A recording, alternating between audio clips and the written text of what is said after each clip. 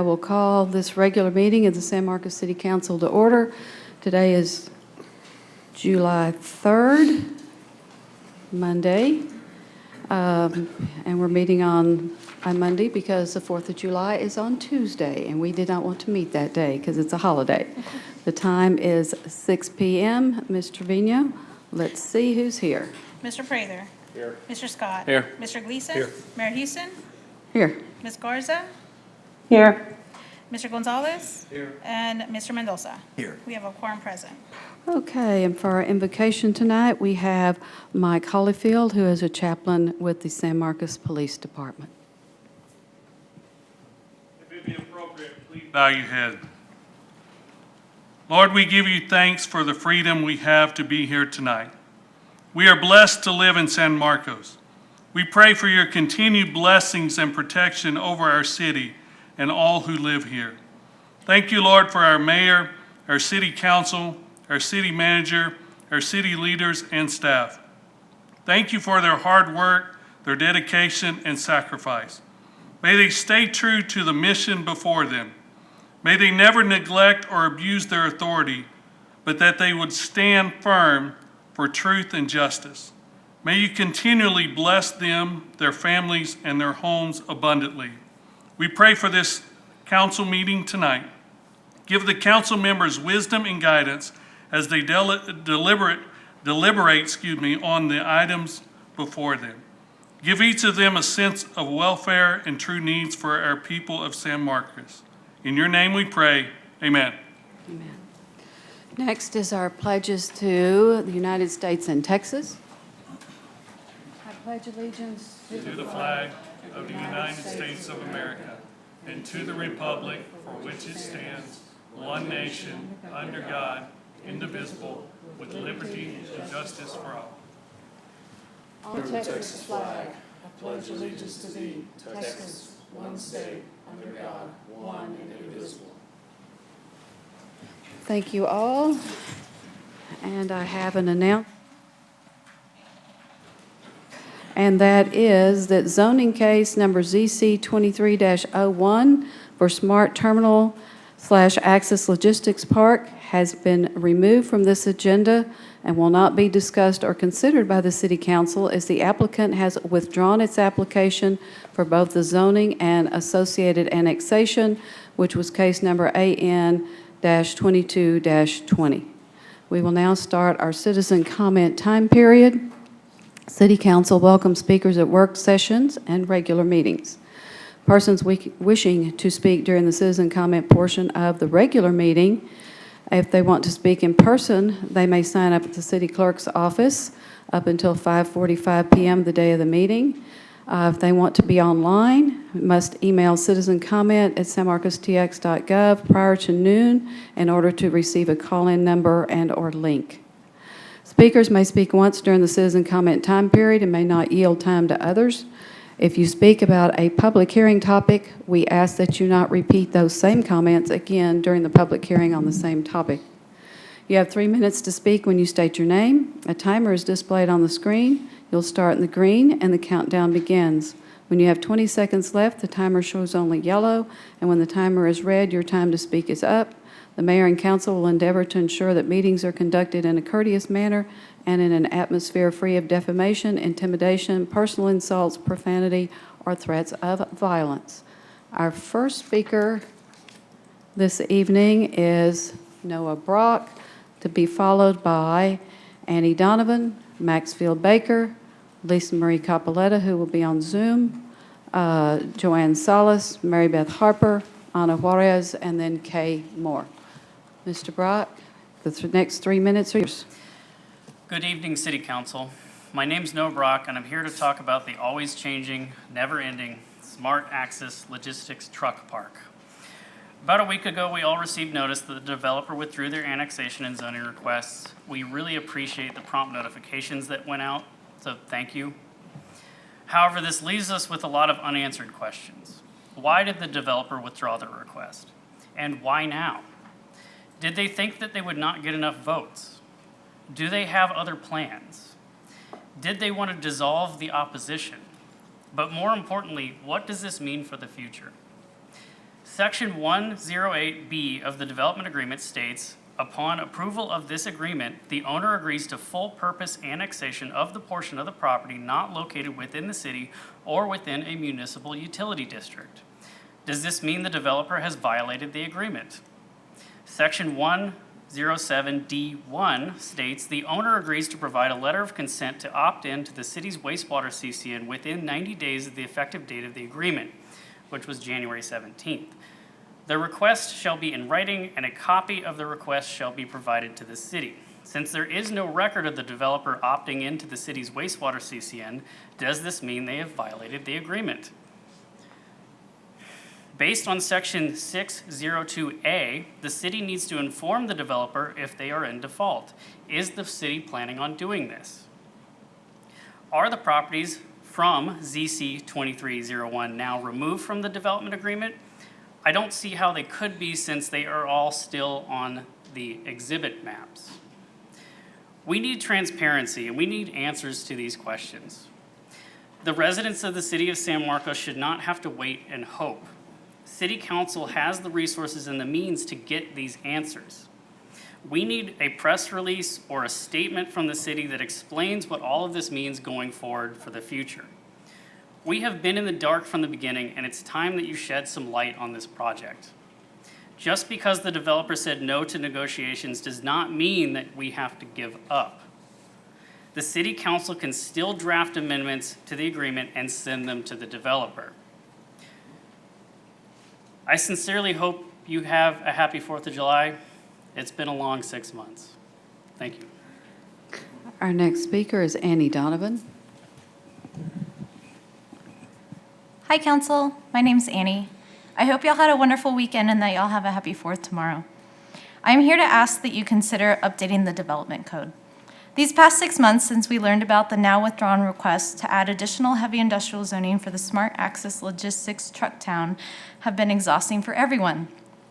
I think most folks can agree the process was inefficient, especially since after all the hard work everyone has done, the developer just simply withdrew their request for reasons it appears unknown to most.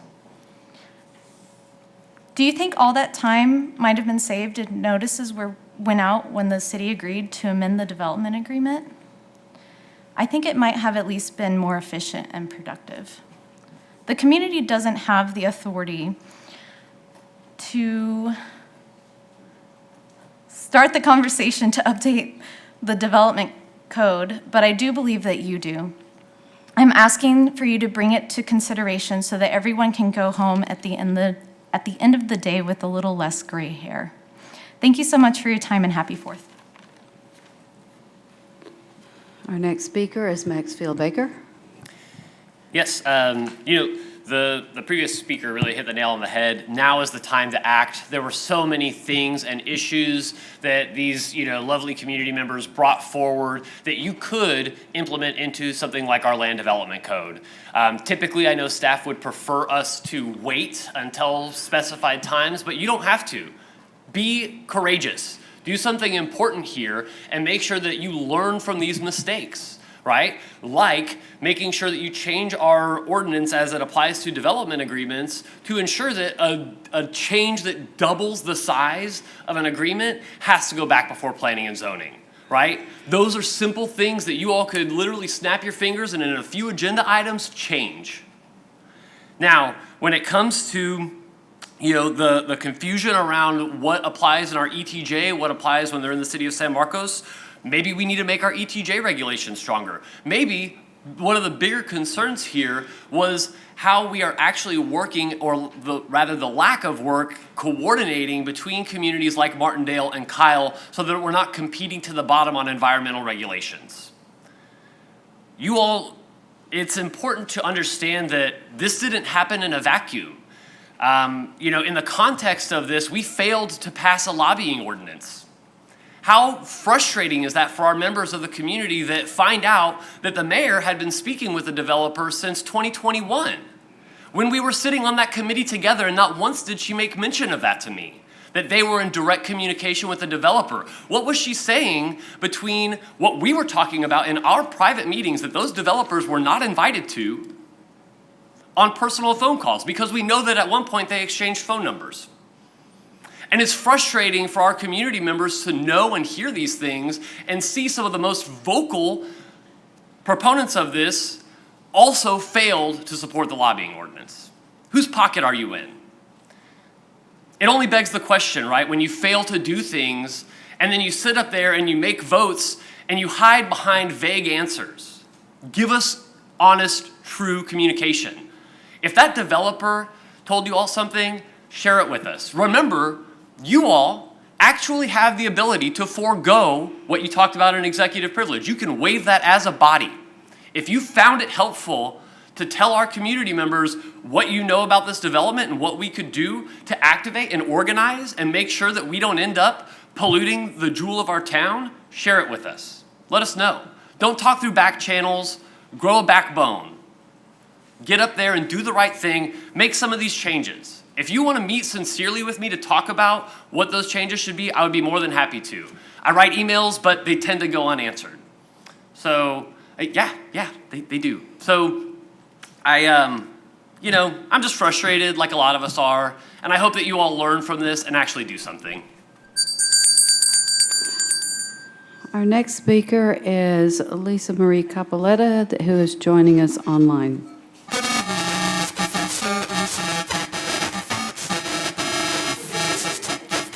Ms. Capoletta?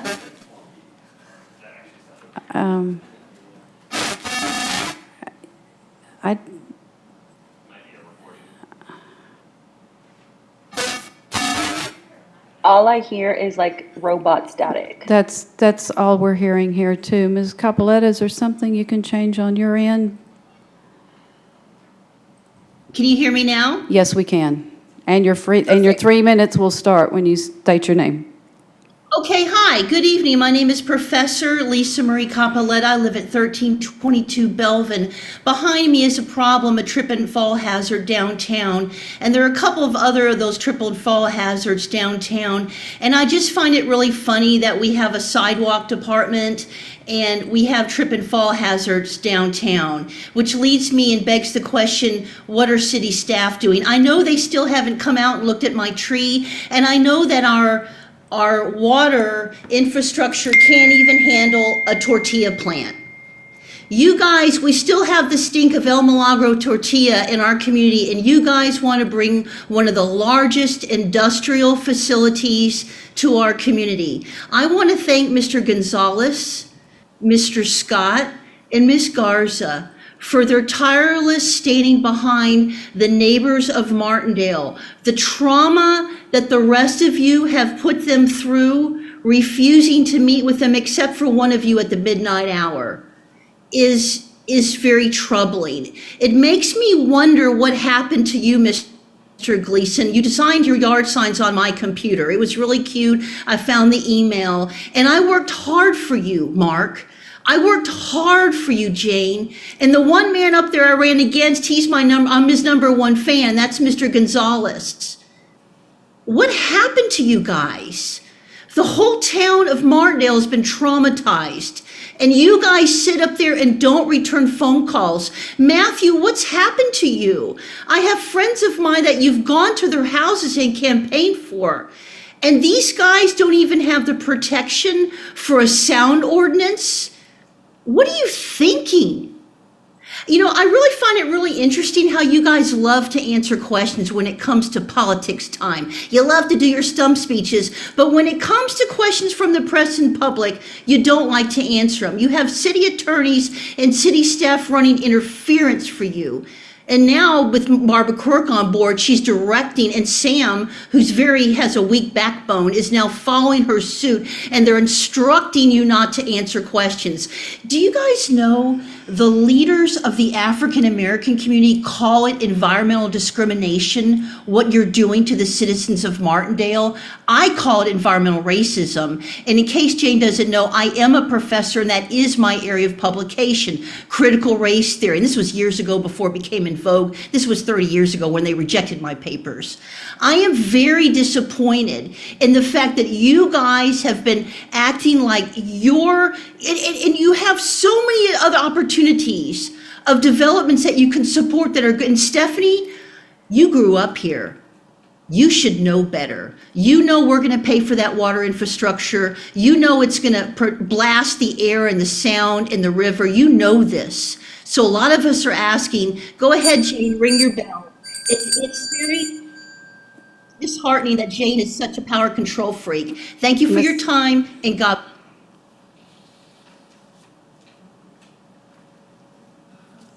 Dr. Joanne Salas. Good evening. My name is Joanne Salas, and I'm going to ask you to please be transparent about the next steps for the Smart Access Logistics Industrial Park. City staff was quick to blast out the news that Scarborough Lane had pulled its request for annexing and zoning changes for the 580 acres of the planned development. If the city's hope was to diffuse our efforts or energy around this effort, you were wrong. The stakes of this massive, heavy industrial development are way too high for us to give up. Scarborough Lane is choosing to keep the public in the dark about their specific plans, but my guess is that they are continuing to talk with city staff and perhaps some council members. They have not updated the Access Logistics website to reflect any changes in plans and have yet to make an announcement about what industry will be housed there. They are still promoting Access Logistics as a 2,000-plus acre industrial park with 735 acres ready to lease or build to suit. We don't know who's coming in or whether they will be leasing or selling sites and the implications of all the differences. What we're asking is what happens now? What options does the city have for renegotiating the development agreement? What are you going to do when the developer returns with requests for annexing and rezoning the remainder of the land to heavy industrial? And in the meantime, can you do anything to make sure that future development agreements are solid so that clauses put in place to protect people's health, the river, and the environment can't be removed through amendments? Given the high risk associated with this massive heavy industrial development, the residents of Martindale, Reedville, Maxwell, and San Marcos deserve transparency and answers. Thank you. Our next speaker is Mary Beth Harper. First of all, I want to invite all of y'all to Martindale tomorrow to the 4th of July parade in downtown Martindale, all 2 blocks. It starts at 10. And the parade actually goes around twice. If you don't see it the first time, see it the second time. Okay, anyway, tonight, y'all should have been voting on the first reading of the zoning change, the heavy industry zoning of the smart terminal access logistics park, truck terminal, whatever you want to call it. Okay, our community group will be watching to see what the developer will propose next. Okay, we're not done yet. Okay, this project is huge, both in size, 2,000 acres, and the tax burden for the citizens of San Marcos. The cost to build 2 fire stations is $35 million. We've already talked about that. The police protection, the city already is short of police officers, and this is a huge area to patrol. Increased costs for the fuel and maintenance of these police vehicles. And the cost to extend the wastewater and water lines out to this project, that is estimated like 27 to 30 million, and the taxpayers will be picking that up. This increased truck traffic through this Hays and Caldwell counties will pollute the air, not only with dust, but also with gases, greenhouse gases, that some of them are carcinogenic. And that means that perhaps in the future we'll be subjected to emissions testing. Okay, the governor signed the thing where we don't have to have our cars inspected, but if we have to have emissions testing, that's $24 instead of the $7.50 that we had before. And my question is, what happens to the old smart terminal? It's still there. Nothing's happened. Just wondering. Thanks. Our next speaker is Ana Juarez. Hi, Ana Juarez, address 342 Newberry Trail.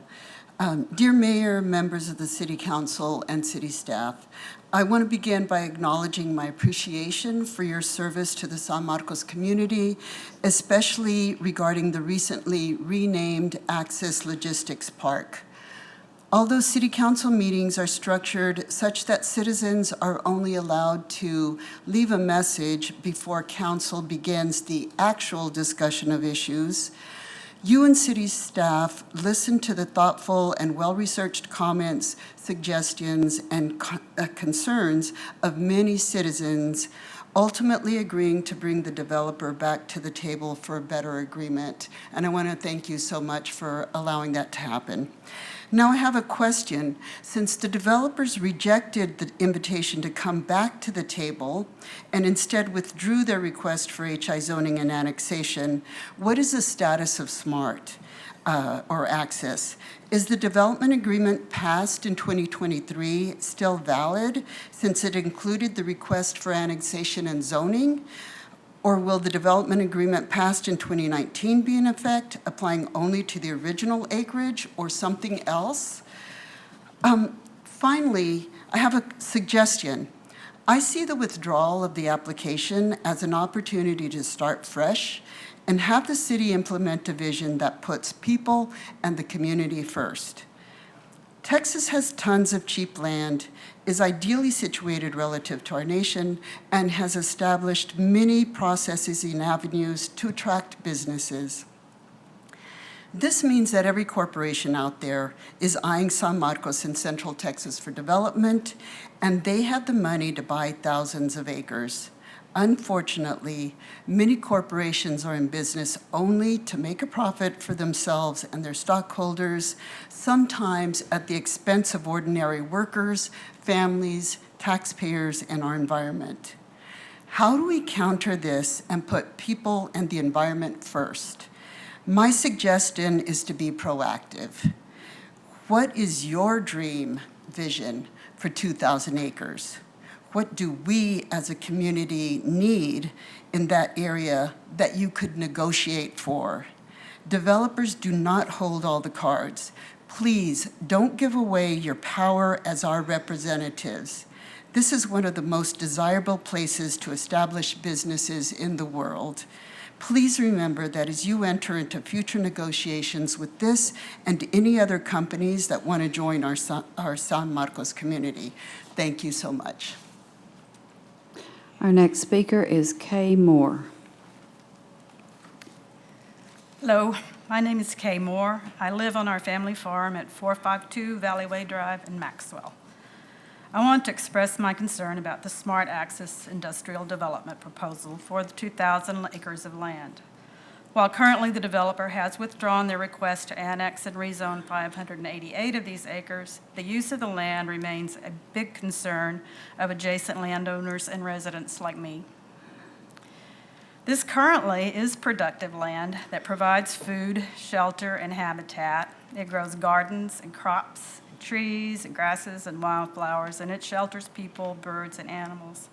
It absorbs runoff, slows erosion, filters toxins, and provides shade and plants that help cool the surrounding area. All of it is in the San Marcos River watershed, draining primarily into Hemphill and Morrison Creeks that flow directly into the river close to Martindale. A key question: is this land the proper place for an industrial park? Given its current designation of low impact and agricultural use, that its surface and alluvial waters drain to the San Marcos River, I think not. In addition, the people of San Marcos, Martindale, Reedville, and Maxwell are concerned about traffic, about 1,400 acres of impervious cover, which will increase runoff and flooding. We're concerned about wildlife, water and air pollution, sound and light pollution, and general quality of life. This land should be protected in a manner that is consistent with the San Marcos vision and policy and with environmental and citizen concerns. Quoting from Vision San Marcos Master Plan, there is a wealth of natural resources in San Marcos that warrant environmental sustainability practices, including rivers, watersheds, and endangered habitat. Number 1 environmental goal, protect, restore, and conserve open spaces and natural systems, particularly waterways, floodplains, watersheds, as growth and development occur. Progress is inevitable, but responsible progress with environmental standards and citizen protections in place. A key concern is the need for a development agreement that addresses the concerns of the developer, the city, and residents. Developers are concerned with investment dollars, taxpayers are concerned with their dollars, and residents want protection and consideration. Development agreements that involve promises of zoning changes and annexation by right should involve citizen input and studies appropriate to the scale of this project. Thank you for your consideration. Ms. Trevino, do we have anyone else signed up? No, ma'am. All right, thank you. In that case, we are now to our consent agenda. Council, is there anything that you wish to pull from our agenda on items 1 through 10? Let's see, Ms. Garza, I see none. So I'm looking for a motion to approve the consent agenda, which includes items 1 through 10. I'll make a motion. Got a motion from Mr. Gleason. I'll give Mr. Mendoza the second this time. Ms. Trevino? Mr. Scott? Aye. Mr. Gleason? Aye. Mayor Houston? Aye. Ms. Garza? Aye. Thank you. Mr. Gonzalez? Mr. Mendoza? Aye. Mr. Prather? Aye. Motion passes 7-0. All right, we're now to the public hearing portion of our program, and we are on item 11. Receive a staff presentation, hold a public hearing to receive comments for or against ordinance 2023-48, annexing into the city approximately 147.846 acres of land out of the L. Glasgow Survey Number 14, Abstract Number 188, and the John Williams Survey Abstract Numbers 471 and 490, including adjacent right-of-way in Hays County, Texas, generally located at the southwest corner of the West Center Point Road and Ranch Road 12 intersection, case number AN-23-01, including procedural provisions and provide an effective date, and consider approval of ordinance 2023-48 on the first of 2 readings. Ms. Hernandez? Good evening, Mayor and Council. Amanda Hernandez, Director of Planning and Development Services. Next, thank you. This item is for annexation of approximately 148 acres that is the subject of the next 2 zoning items as well. The property will be served by San Marcos Water and Wastewater and Pedernales Electric. It's located near the intersection of West Center Point and Ranch Road 12 at the entrance of the La Cima development. Next slide. The annexation is consistent with the approved development agreement for the La Cima development, which was last amended in 2022. Hayden, if you could skip 2 slides ahead for me. Today, we're holding the public hearing for both annexation and the associated zoning. This is the annexation item. Next slide, and staff recommends approval of the annexation as presented. Okay, I will now open the public hearing on this one, and I have 2 people signed up. I'm looking to see, is there anyone in City Hall, in the chambers, or the lobby who wishes to speak on this item?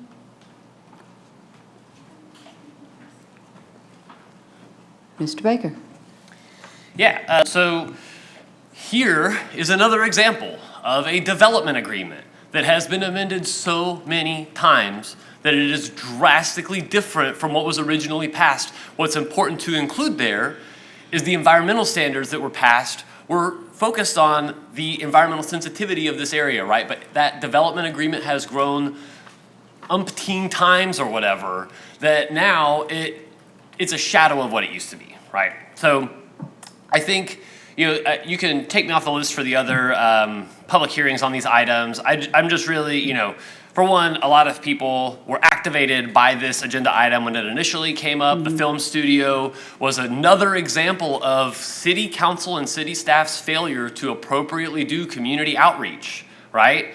And when we see that fail, it creates risk for these developers. And that's what you all and our business community, like the Greater San Marcos Partnership and the Chamber, have asked us to do, is to de-risk this, right? Some of what we're hearing, yes, Mayor, what they've asked us to do is to make sure that when companies come in, they can have an easy, clear process so that they can know what to expect.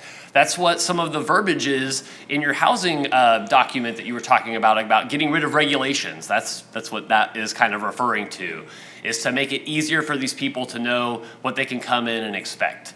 And because we don't do a good enough job, and I was so proud to hear that you all finally have hired and have the diversity and inclusion person as part of our staff, but hopefully that is the tip of the iceberg in terms of what you all plan to do to facilitate better outreach. Again, I've asked for something as simple as like a town hall, which it's embarrassing to me, honestly, when I go out and I talk to community members and say, well, the reason city staff and other city council members, because Elisa Garza and I held our own town hall, right? We did it, it's possible. And we did it without a bunch of chaos and finger pointing and yada, yada, yada, all the excuses that we hear from staff as to why these aren't done.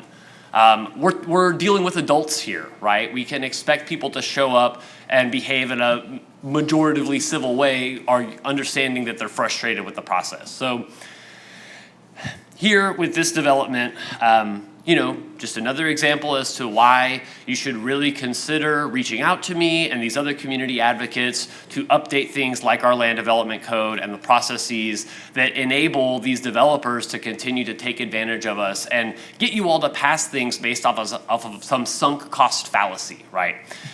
If the concern around, let's say, the access now is that these community members pushed them too hard and now they backed out, I put that on you guys. Because we had to show up after the fact to try to make all this work.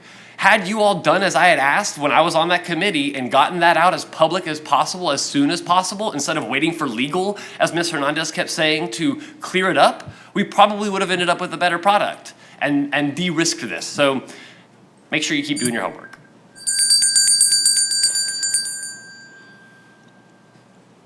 No one else in chambers wishing to speak on this? Good evening, Mayor, council members. Eric Willis, 1104 Lafayette Lane. I obviously have been working on LaCima for 8+ years, and to Max's point, the development agreement has been amended over the years, but it has improved, I believe, for all parties over those years, and we've agreed to more stringent standards over time and a lower density of development on the project. And so I'm just here in favor of anything that helps LaCima, and I think anything that's been negotiated in good faith between us and the city and former council members such as Max. So I'm just here in case you have any questions. All right, thank you. Is there anyone else? I believe Ms. Capoletta is joining us online. Okay.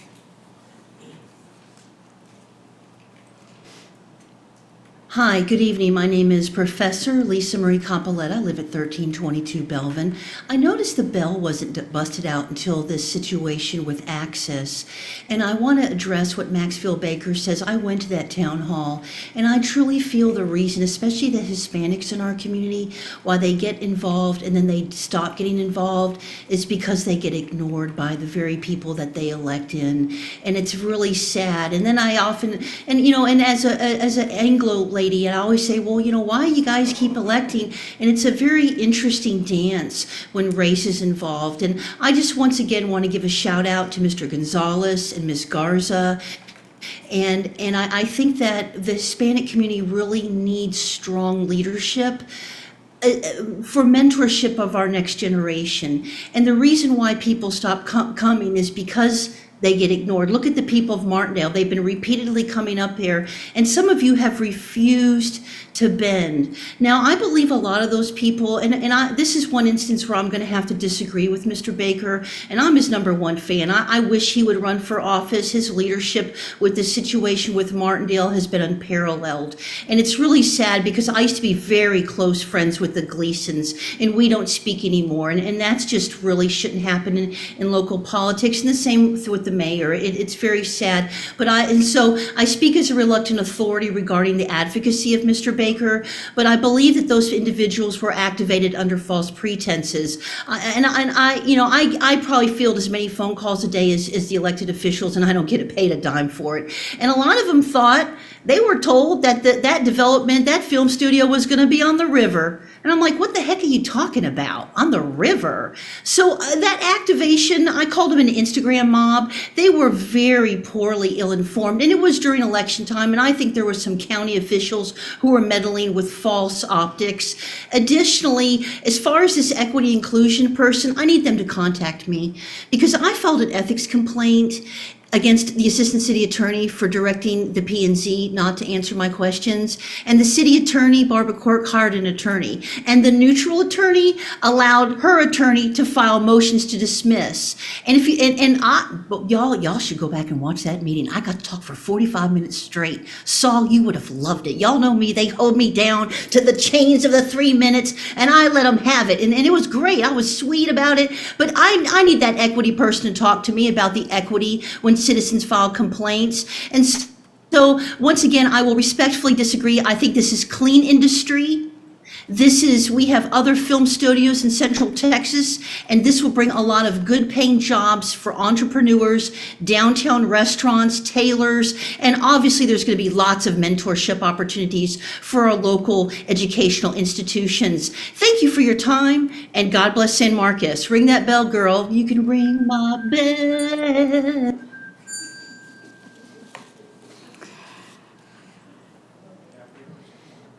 One last time, anyone wishing to speak on this item?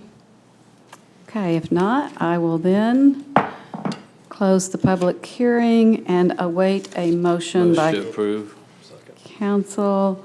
I've got a motion to approve from Mr. Scott, seconded by Mr. Gleason, and now is the time for discussion.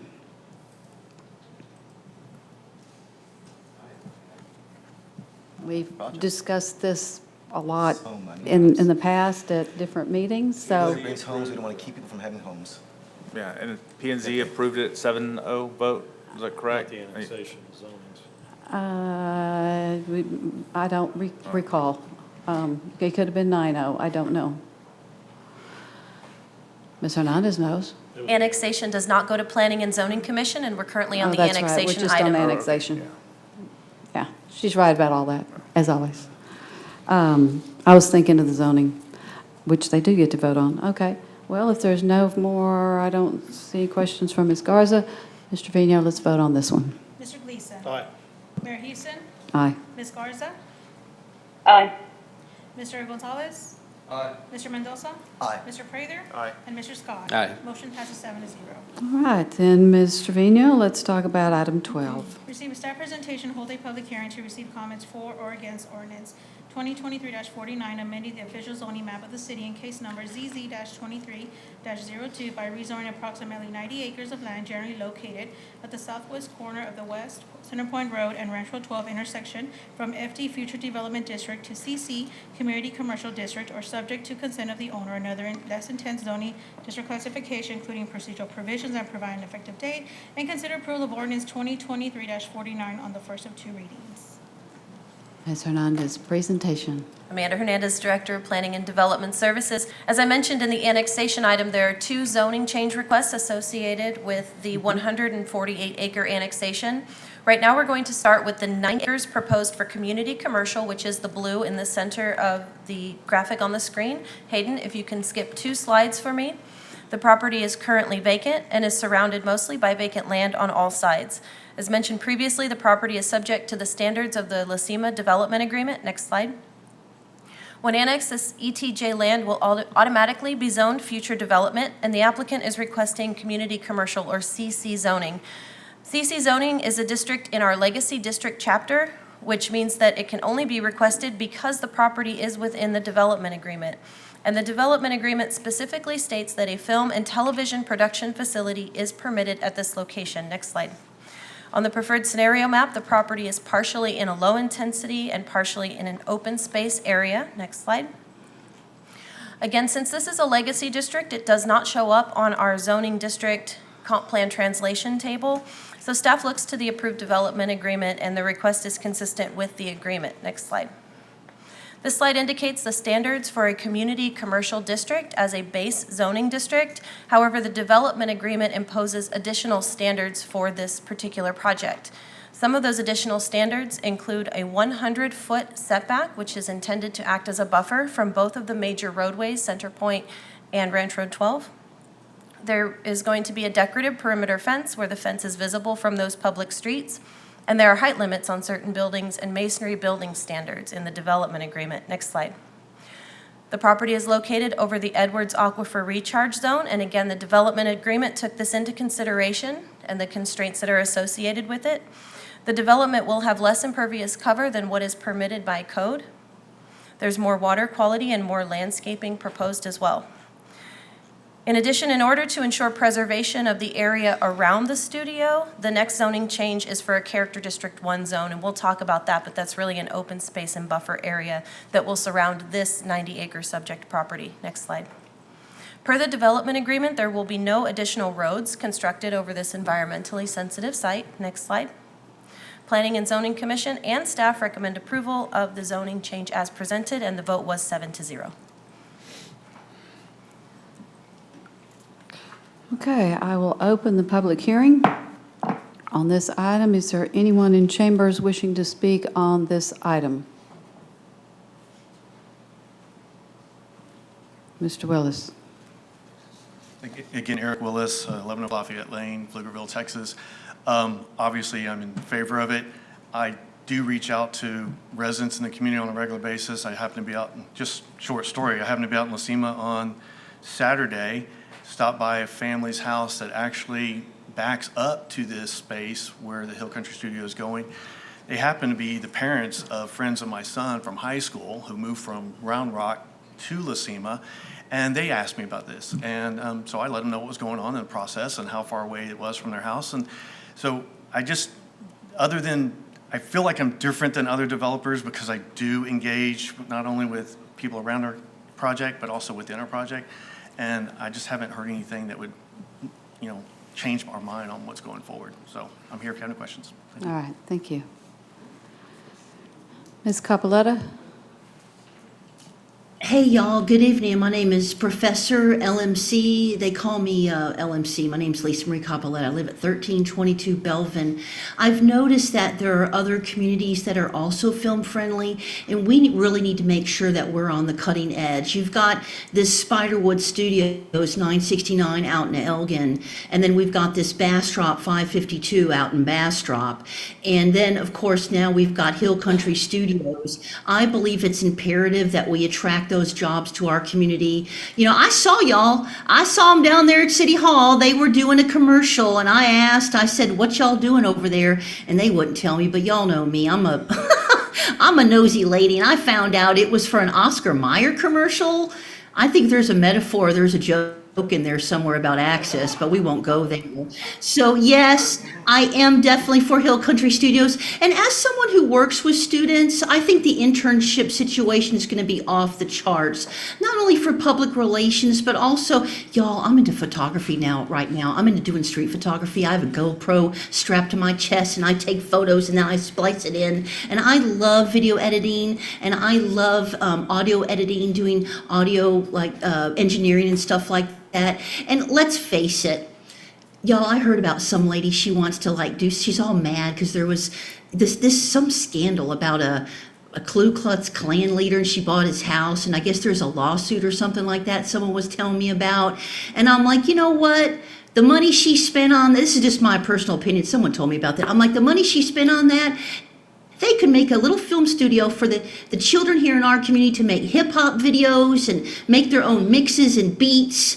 And I always tell people, I say, some people like to make beats, I like to make memos. And I've been doing a lot of them lately. So I think this would be a wonderful opportunity for our youngsters, and I believe that Lacima does a lot of good in our community. They've been really friendly with our little parade that we have here on Belvin, and there's a lot of economic opportunities for our small business individuals. So I unequivocally am for this, and I appreciate you guys bending your ear. Thank you for your time, and God bless San Marcos. And with that, I will close the public hearing and await a motion on this item. Motion to approve. Motion from Mr. Scott, seconded by Mr. Gleason, and questions, concerns, thoughts? Hold on. Make sure I see Ms. Garza. Thank you, Mayor. I just want to say I appreciate the developers sharing their commitment to community outreach and that little example. That's the type of stuff I like to hear, especially given that many of our neighbors are going to continue to watch the progress of this project. So it's comforting to hear that they're not going to be caught acting a fool, and that their commitment is there. So thank you. All right. It's Anything not else? just that, but, LaCima is an involved party in our community, and I wish we would have more corporate citizens like that when they develop in our community. They're very involved. sure. and Very involved. That's, yes, it's very good. Okay, if there's nothing else, Ms. Trevino. I'm an aye.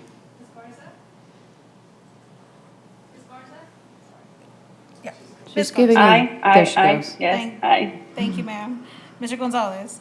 Mr. Mendoza. Aye. Mr. Prather. Aye. Mr. Scott. Aye. And Mr. Gleason. Aye. Motion passes 7-0.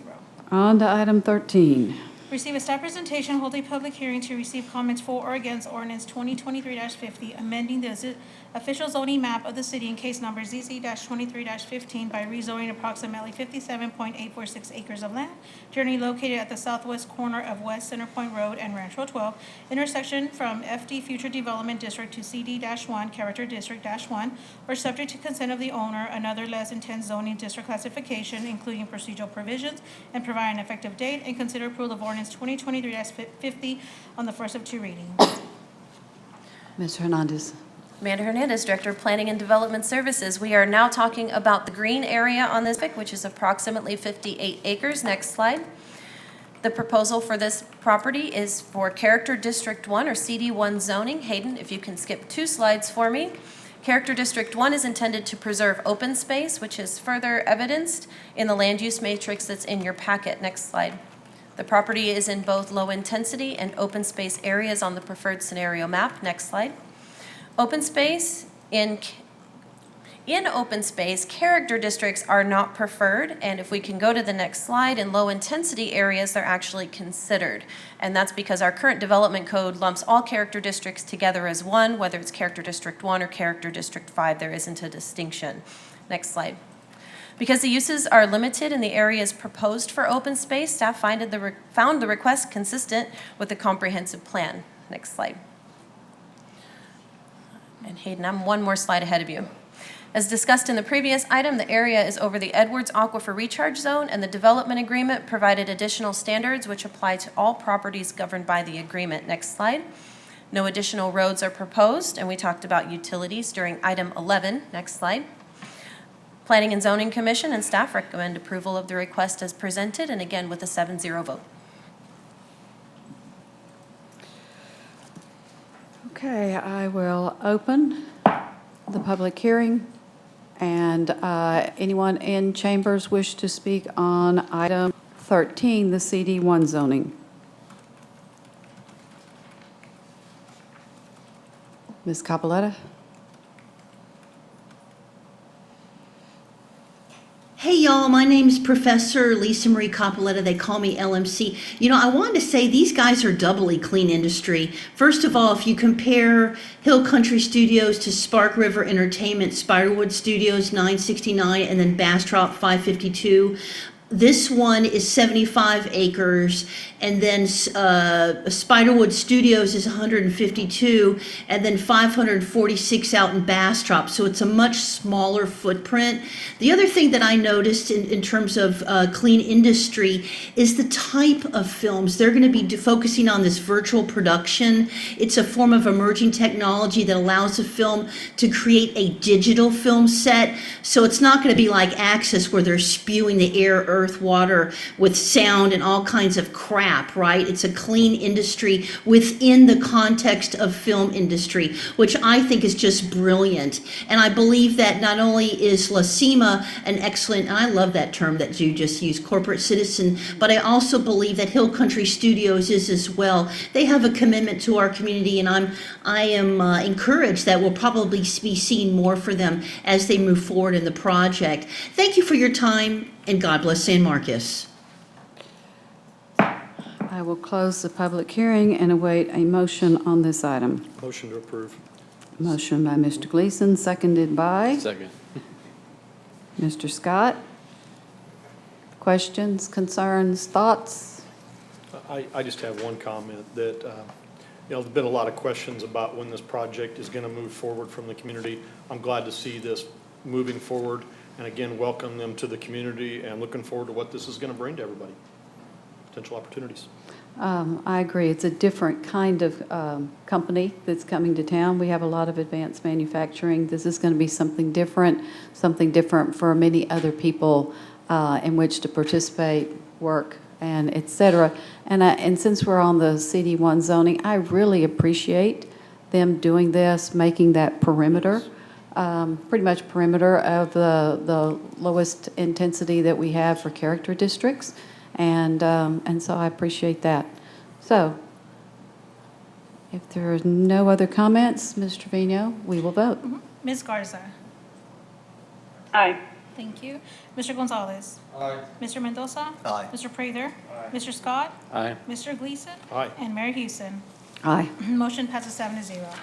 And that brings us to item 14. Yes. Mayor and council, and before I read the caption, I would like to state there is a typo on the ordinance number. So while I'm reading the ordinance, I'm going to state the correct ordinance number, okay? Okay. Receive a staff presentation and hold a public hearing to receive comments for or against ordinance 2023-51, granting to Universal Natural Gas LLC DBA Universal Natural Gas, Inc., the right, privilege, and franchise to construct, install, extend, remove, replace, abandon, operate, and maintain its facilities within the public rights of ways of the city of San Marcos, Texas, for the transportation, delivery, sale, and distribution of natural gas containing other provisions relating to the foregoing subject, providing for severability, including procedural provisions, providing for approval on 3 readings of the ordinance, and providing an effective date, and consider approval of ordinance 2023-51 on the first of 3 readings. Okay. Presentation. Good evening, Mayor and Council. Sam McGarry, City Attorney. This is a request from Universal Natural Gas to install gas infrastructure, natural gas infrastructure within the city. Currently, there are 2 natural gas providers in San Marcos. That's C Energy and CenterPoint.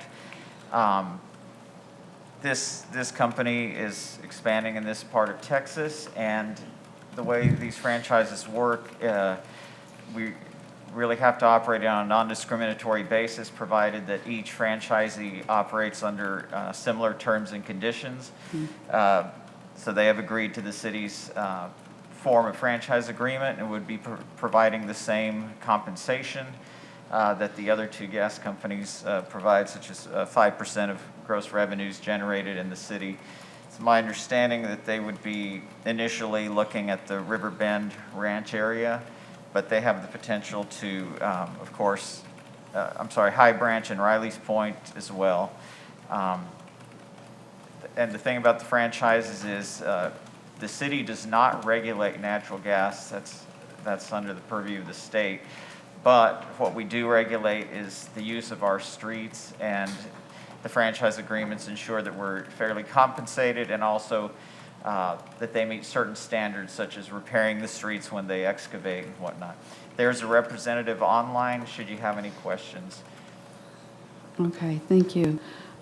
So I will now open the public hearing on item 14 and see if there's anyone in chambers who wishes to speak. Go ahead, Mr. Baker. Yeah, so, this seems kind of like, standard boilerplate type stuff. When I looked into this company, they were identified as one of the many gas companies, they weren't the only one, that did price gouge community members across the state of Texas during Winter Storm Uri, right? So I don't know to what extent you all ever took my advice about trying to approach the governor about holding ERCOT more reliable. I don't think anything happened from that because our lobbying efforts weren't amended to reflect anything like that. But maybe you all should consider that. I'm not sure to what extent you all have already done any research on that. I know, as Mr. Aguirre just said, you are required to kind of see all these people the same. I'm kind of surprised that the the fee we can charge is only 5%. I would be curious if staff could address whether you could across the board raise that fee. And you know, if everybody has to be charged the same fee, why not get a little more than 5%? That seems like not a whole lot. And I know Mr. Scott's usually our money guy, so I hope he goes after that question to get the most out of, you know, again, a company that really price gouged people during a weather storm, right? And just kind of in general, you know, when it comes to this microphone is very frustrating. when it comes to the use of natural gas, I mean, you know, it does tend to be something on the environmental side of things. I'm just going to end there. I think that's all I got. All right, is there anyone else in chambers wishing to speak on this item? If you'd state your name and Mr. Baker, did you state your address before? Oh, I did not know. Okay. We'll catch you at Q&A. Okay, Ms. Harper. I'm Mary Beth Harper, and I live in the Martindale ETJ, not in San Marcos. We do need your address for public hearing, not for citizen comment. Oh, okay. And I missed it with Mr. Baker, and we're going to fix that. Okay. You need the actual street address? Yes, ma'am? Okay, 20057 San Marcos Highway. Okay, I understood this to be serving River Bend Ranch subdivision. Is that correct? Mr. Gary, is that correct? Yes, ma'am. Okay. Okay, is that the new subdivision out across the San Marcos River, the Old Ball Ranch? Okay, has that been annexed into San Marcos? I may need to defer to the planning director. I don't know the status of their development. But Yes. Hi, everyone. My name is Selena Loeb, and I'm in-house counsel for Universal Natural Gas. It is a pleasure to talk to you guys today. At this moment, the development for Riverbend Ranch is not fully annexed into the city. However, a portion of the development does fall within the city limits. Okay, that was my question, because if it's, how can y'all do this if it's not in? And just a reminder City also, limits. Mayor, that it's not a question and answer session. Of course, the council may indulge, of course, but. Anyway, I just was curious. And to clarify, this would be for only the city limits. If it's not in the city limits, we don't have any authority. Okay. Okay, and is there anyone else in chambers wishing to speak during the public hearing portion of this item? If not, Ms. Capoletta?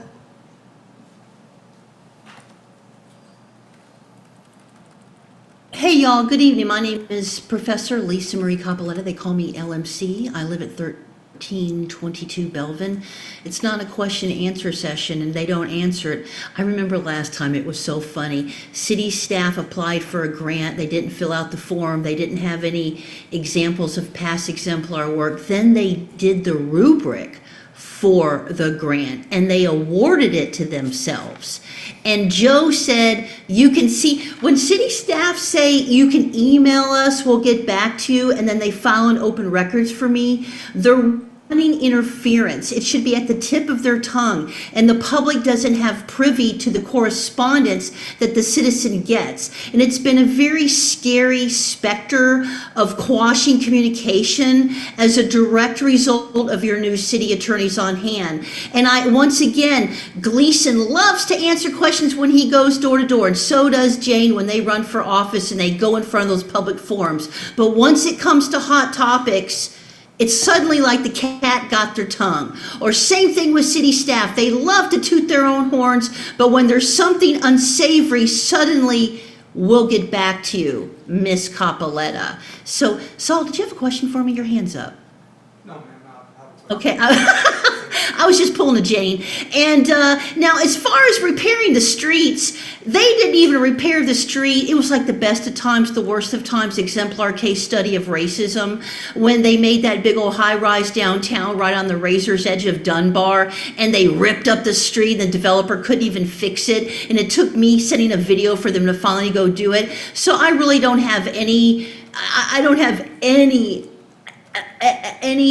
happy rainbow puppies and rainbows, glitter and glam, hope that these guys are going to do it. And if they're not annexed, my question is, are the consumers going to get options in this community? Will eminent domain ever be used? And Jude, that's a question for you. You seem like the anti-eminent domain man, as well as Mr. Scott. Will it be near any neighborhoods? And I think some of you, I think you're just a bunch of hayseeds. I think you're a bunch of suck-ups. Quite frankly, I think some of you up there are so dependent on city staff to program your little brains. And you same thing with Saul, you still got your hand up.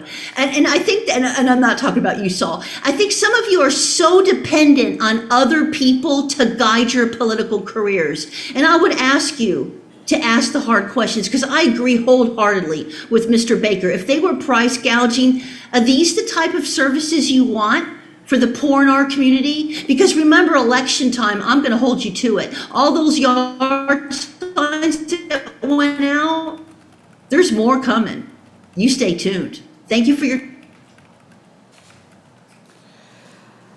Okay, and I will close the public hearing, and I'm seeking a motion on this item. Motion to approve.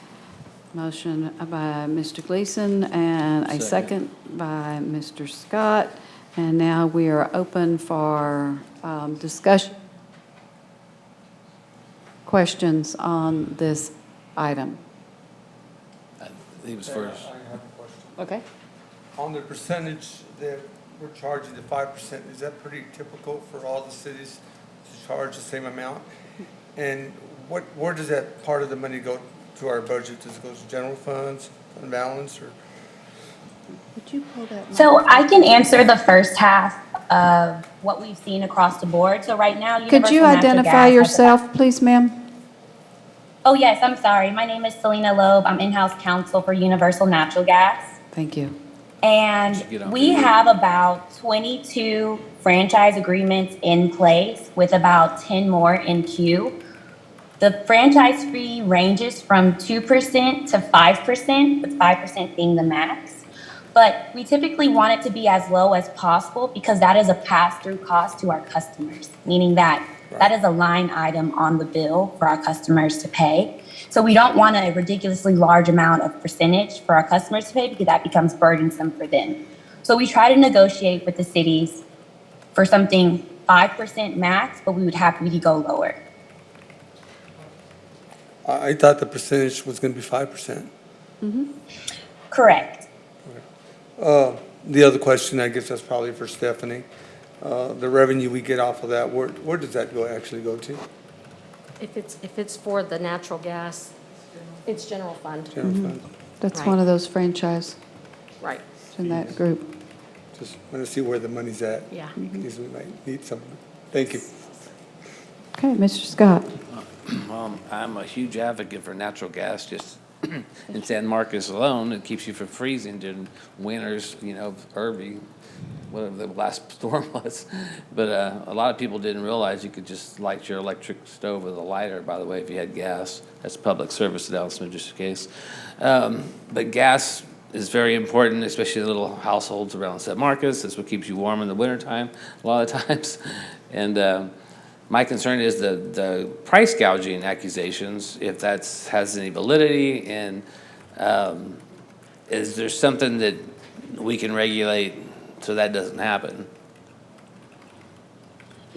Yes, and I can answer that. My name is Selena Loeb, in-house counsel for Universal Natural Gas. Fortunately, that is not true of price gouging. We are at the mercy of the market. We purchase gas from the Houston Ship Channel or from a secondary ship channel in the southern region of the U.S. And we are buying gas from whatever the market price is. So during the time of Winter Storm Uri was when the gas marketers were surging it because of a low supply. And that was the result of having to pass that along to customers. And that is across board Texas for all gas utilities. So it's not just one utility that had to gauge prices on their customers. Every single utility, CenterPoint, Sea Energy, Atmos Energy, they all had to increase their prices during that time. Recently, we went through a securitization where we were able to recover some of that cost because Universal Natural Gas was aware of the burden that it was giving to its customers. We purchased that gas at that time at the regular market instead of the gauge prices, and we ate that percentage of cost during that time. So what we did under securitization was to recover that cost. Okay. So just to clear it up, there was no such thing as price gauging. Okay.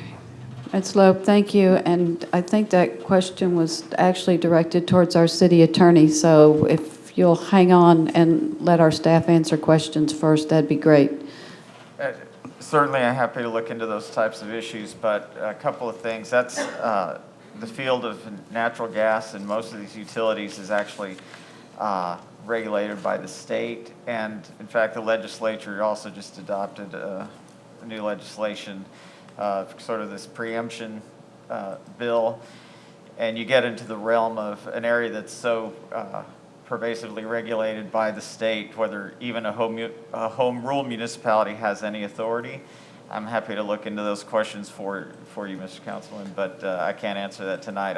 I suspect we're not going to have much regulatory authority in that area, but I'm happy to look into it. Well, probably not. You don't have to waste your time on that, because she was actually pretty clear on it. It really follows suit kind of to what our power rates, how we run our power rates. If power goes up, we buy it for more, we have to charge more for it. So I get the analysis. Thank you. Okay. And so,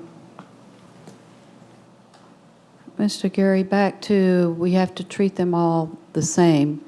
If we wanted to raise the franchise fee, what would be that process? And if I need to put that on an agenda and ask that at a different time, just let me know.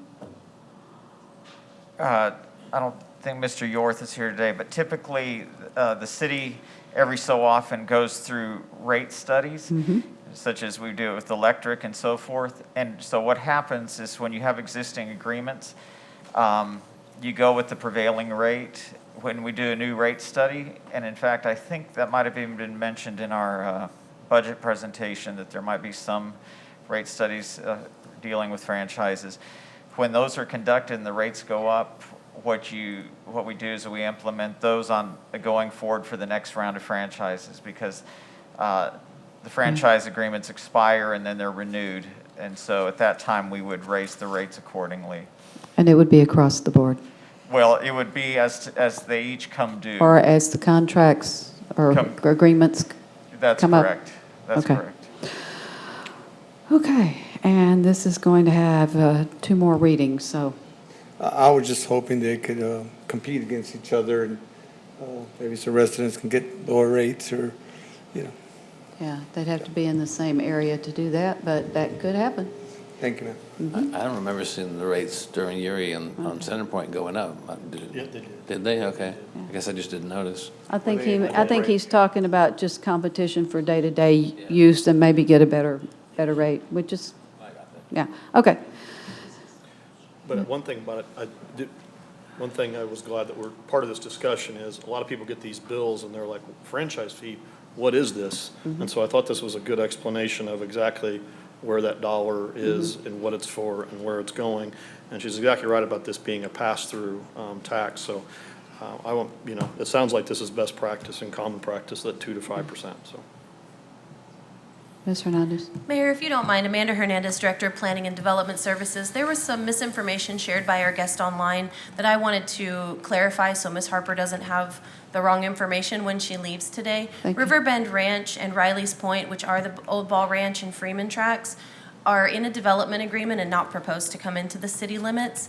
I think there might be some confusion with the adjoining property, which was previously called the Hillert Tract back in 2008-ish, which is now called River Bridge Ranch. We have Riverbend, which is Baugh, and River Bridge, which is Hillert. So just so we're clear that Riverbend is not proposed to come into the city limits. But it's the other one, okay. Right, And thank you. And I'm happy to speak with Ms. Harper after my next item if she wants to hang around. Great, thank you. That's good. Thank you for clarifying that. We appreciate it. Okay. I don't see any other questions, comments. So we will vote now, Ms. Trevino. Mr. Gonzalez. Aye. Mr. Mendoza. Aye. Mr. Prather. Aye.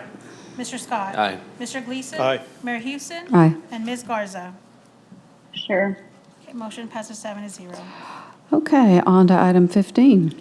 Receive a staff presentation, consider approval of Resolution 2023-114R, amending the Community Development Block Grant CDBG action plans for program years 2019, 2020, 2021, and 2022 to reallocate funding from the Southside Community Center Housing Rehabilitation and Emergency Repair and Priority Repair programs to the CDBG Owner-Occupied Housing Rehabilitation Program administered by the city, authorizing the city manager or her designee to act as the official representative of the city in matters related to CDBG program and action plans and declare an effective date. Okay, council, I'm looking for a motion on this one. Motion to approve. Second. I heard Mr. Mendoza first. I'll give Mr. Scott the second. Questions? We've been talking about this one for a while. Yep, I agree. All right, Mr. Trevino, we'll vote. Yep, perfect. Mr. Mendoza? Aye. Mr. Prather? Aye. Mr. Scott? Aye. Mr. Gleason? Aye. Mayor Houston? Aye. Ms. Garza? Yes. And Mr. Gonzalez. Motion passes 7-0. Item 16. Discuss and consider appointment to fill a vacancy on the Animal Shelter Advisory Committee and provide direction to staff. Okay, and I believe this is the veterinarian position. We now have a veterinarian by the name of Sarah Drury, and so I place that name in nomination for that. Any other nominations? Oh, ma'am. If not, we will vote on this one. Mr. Prather? Aye. Mr. Scott? Aye. Mr. Gleason? Aye. Oh, Mayor wait a minute. Houston? Did I need a second for that? Oh, I'm Second. so sorry, yes. Second. I did. Discuss For a and nomination? consider Well, appointments. because we always have a motion to For approve the, all of that, for or the we don't? vote, yes, I'm sorry. Yeah, you don't need a second for a nomination. I Thank take my you. second back. But for the vote, you're ready to proceed. You- Okay, thank you. I'm sorry, Mr. Trevino. Mayor Houston? I'm an aye. Ms. Garza? Aye. Mr. Gonzalez? Aye. And Mr. Mendoza? Aye. Just wanted to make sure it was official. Okay, Mr. Trevino, I'm giving you a moment to take a deep breath, and we're on to item 17. Executive session in accordance with the following. A, Section 551.071 of the Texas Government Code, consultation with attorney, to seek the advice of legal counsel regarding the pending application to discharge wastewater from the privately owned Fleming Farms wastewater treatment facility proposed to be constructed 1.2 miles east of the intersection of Farm to Market 1978 and State Highway 123 in Guadalupe County under the following case name and docket numbers. Application by Regal LLC for a new TBDES permit number WQ00158170001, TCEQ docket number 2020-0973 MWD, SOAH docket number 582-21-0576, and the pending application to discharge wastewater from the privately operated Rattler Ridge wastewater treatment facility proposed to be constructed approximately 7,656 feet southeast of the intersection of Farm to Market Road 1978 and Highway 123 in Guadalupe County 78666, under the following case number and docket numbers. Application by Rattler Ridge LLC for a new TBDES permit number WQ00160490001, TCEQ docket number 2022-1046-MWD, SOAH docket number 582-23-07913. B, Section 551.071 of the Texas Government Code, consultation with attorney regarding a request for consent to the creation of an emergency services district to provide emergency medical service to certain areas of Caldwell County, including areas within the city of San Marcos. C, Section 551.074 of the Texas Government Code, personnel matters, to discuss appointee evaluations for city manager, municipal court judge, city clerk, and city attorney. Okay, and as those of you who watch us often know that we also have these posted on our 3 o'clock work session agenda. We did that today. We have already had this discussion, so we're on to item 18. Okay. Consider action by motion or provide direction to staff regarding the following executive session items held during the work session and/or regular meeting, same as A, B, C on number 17. All right, and on item A, we provided direction to staff B, we provided direction to staff, and C, we provided direction to staff, which brings us to question and answer session with press and public related to items on this agenda.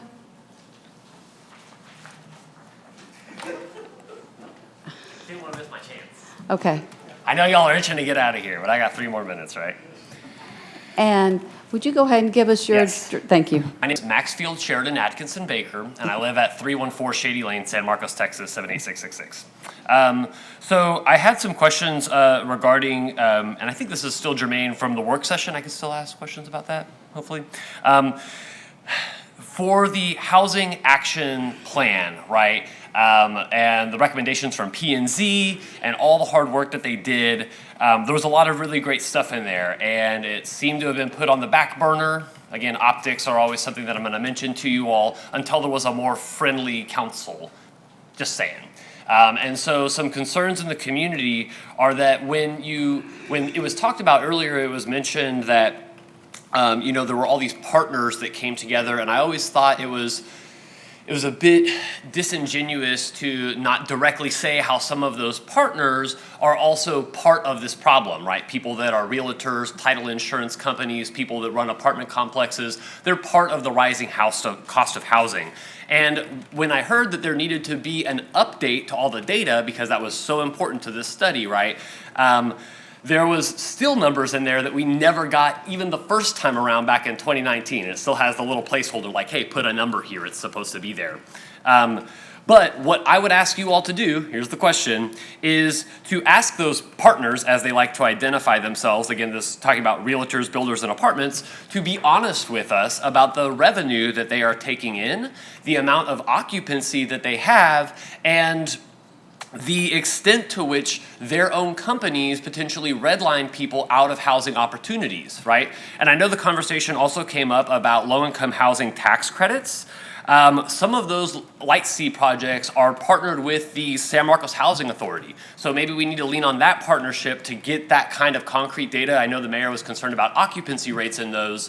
I think that that's a great idea, right? So the last thing is, there is and has always remained kind of a vague removing barriers to help increase affordability of housing in San Marcos. And that was an idea that, again, planning and zoning said, hey, we should hold off on this, get some real study, get some real data behind. So if these partners that are asking us to do that, again, the people that profit from the removal of those barriers, then bring them in, have an honest conversation with them about what their profit margins are and what they anticipate to actually do to guarantee that those price savings are passed on to somebody.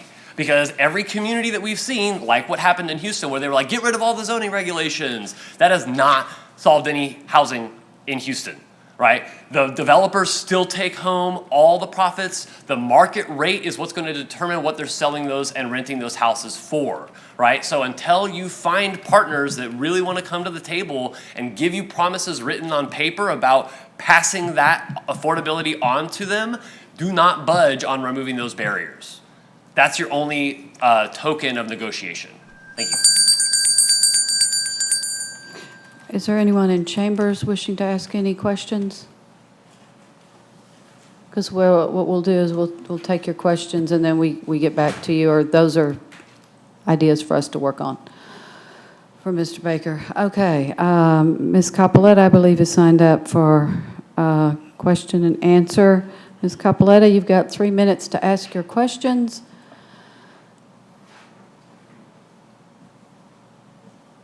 Ms. Capoletta still online? I don't see her, Mayor.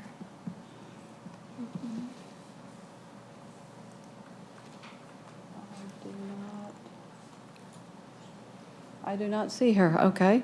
So she is not online.